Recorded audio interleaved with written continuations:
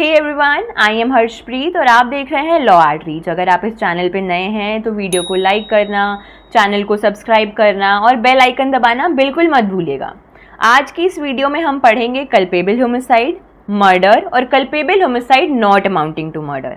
ये तीनों ही सिचुएशंस, ये तीनों ही ऑफेंसेस आज की इस वीडियो में हम लोग बेसिक जिस्ट जानेंगे, बेयर एक्ट लैंग्वेज को ध्यान में रखते हुए।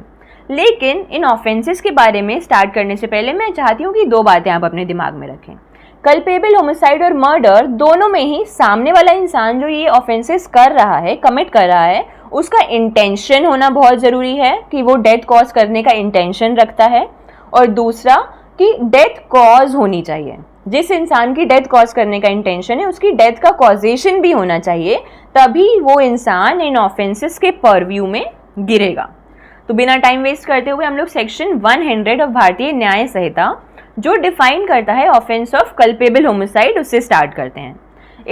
इस सेक्शन में लिखा हुआ है कि whoever causes death of any person, कोई भी इंसान जो सामने वाले इंसान की डेथ कॉज करता है, तीन कंडीशंस फिर दी हुई हैं बेयर एक्ट में। पहली सिचुएशन, वो डेथ कॉज करता है with the intention of causing death. Mens rea होना बहुत ज़रूरी है, गिल्टी इंटेंशन होना बहुत ज़रूरी है। गिल्टी इंटेंशन है उसका, उसकी डेथ कॉज करने का। दूसरी कंडीशन क्या है कि उसका इंटेंशन है कि वो उस इंसान को एक ऐसी बॉडीली इंजरी दे दे, उसके शरीर पे ऐसी उसको इंजरी दे दे, ऐसी चोट दे दे जिससे लाइक्लीहुड है, संभावना है कि उसकी डेथ कॉज हो जाएगी। तीसरी सिचुएशन है कि उस इंसान को जो सामने वाले की डेथ कॉज कर रहा है उसको ये नॉलेज है, उसको इस फैक्ट के बारे में पता है, नॉलेज है कि मैं जो एक्ट करने जा रहा हूँ उस इंसान के अगेंस्ट, उस एक्ट से लाइक्लीहुड है, संभावना है कि उससे उसकी डेथ कॉज हो जाएगी। अगर इनमें से किसी एक भी कंडीशन में कोई भी इंसान सामने वाले इंसान की डेथ कॉज करता है तो इसका मतलब उसने कौन सा ऑफेंस कमिट किया? उसने ऑफेंस कमिट किया कल्पेबल होमिसाइड का।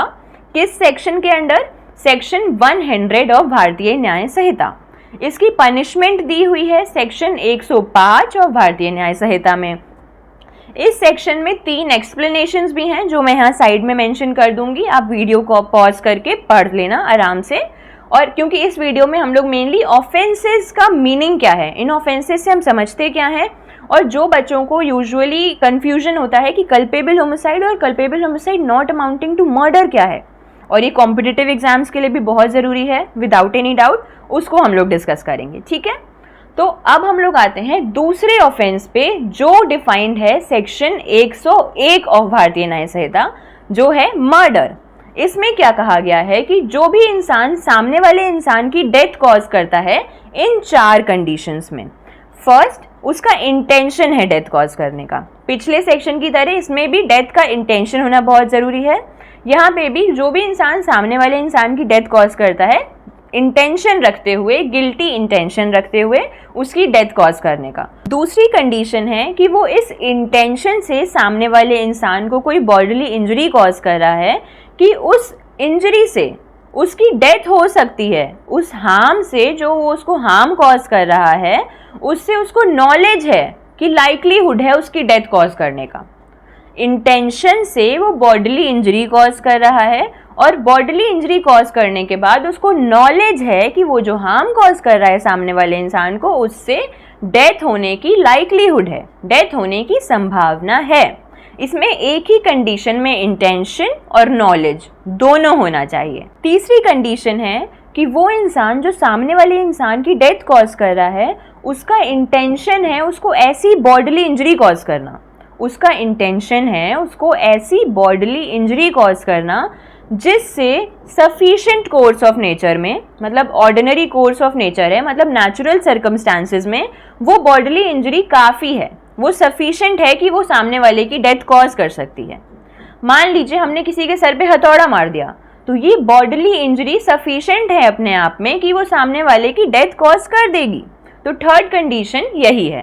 फोर्थ कंडीशन अब ये है कि वो जो इंसान सामने वाले की डेथ कॉज कर रहा है वो जान रहा है, उसको नॉलेज है कि वो जो एक्ट कर रहा है उसके अगेंस्ट वो इतना इमिनेंटली डेंजरस है कि वो एक्ट अपने आप में हर प्रोबेबिलिटी में, विदाउट एनी डाउट, वो एक्ट अपने आप में हर प्रोबेबिलिटी में सामने वाले की डेथ कॉज करेगा ही करेगा, और ऐसी बॉडीली इंजरी कॉज कर रहा है जिससे उसको नॉलेज है कि वो लाइकलीहुड है कि वो लाइकली है उसकी डेथ कॉज करने के लिए।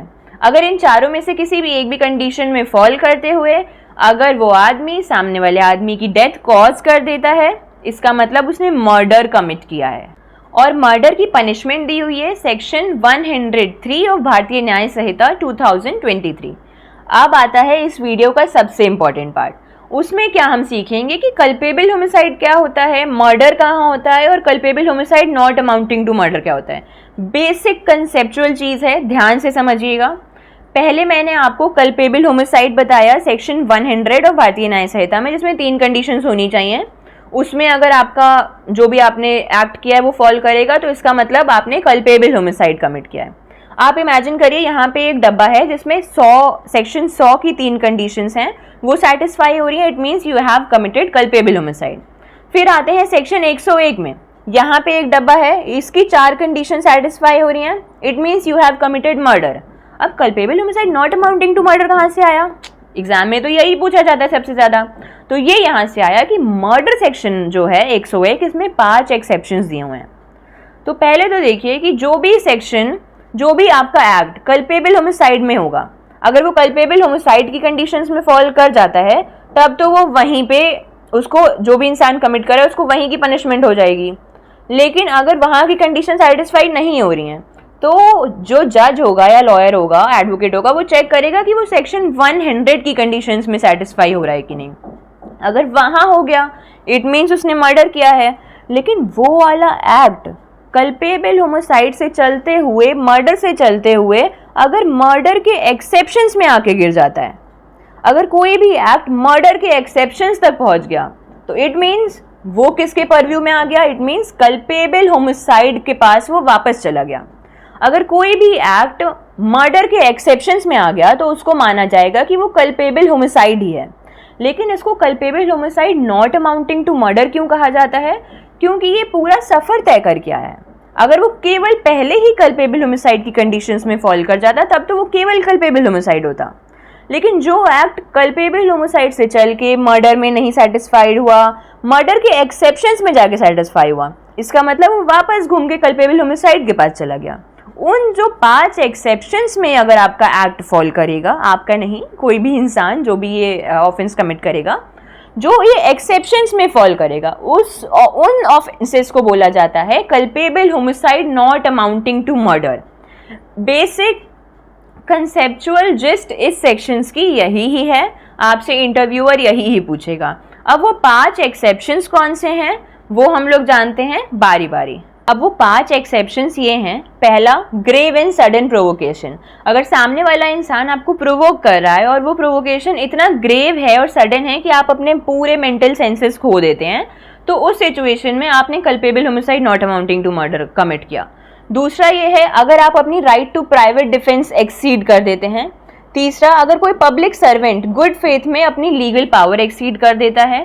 फोर्थ, विदाउट प्रीमेडिएशन कोई सडन फाइट हुई है, कोई सडन फाइट हुई, उसमें आपने कोई भी, आपका इल इंटेंशन नहीं है, सामने वाले से एनिमोसिटी नहीं है, आपने विदाउट एनी इल इंटेंशन सामने वाले की डेथ कॉज कर दी, कोई सडन क्वारल हुआ या सडन आर्ग्यूमेंट हुआ, फाइट हुई उसमें। लास्ट है, अगर कोई 18 साल से ऊपर आदमी आपको कंसेंट दे रहा है कि भाई मुझे मार दो, तो आप उसमें जो आप उसको मार अगर देते हैं एक्चुअली, तो आपने मर्डर नहीं कॉज किया, आपने जो कॉज किया वो है culpable homicide not amounting to murder. I hope आपको ये बेसिक कंसेप्ट क्लियर हो गया होगा, और ऐसे ही बेसिक कंसेप्चुअल वीडियोस के लिए लॉ एट रीच को सब्सक्राइब करना बिल्कुल मत भूलिएगा। Thank you and have a nice day.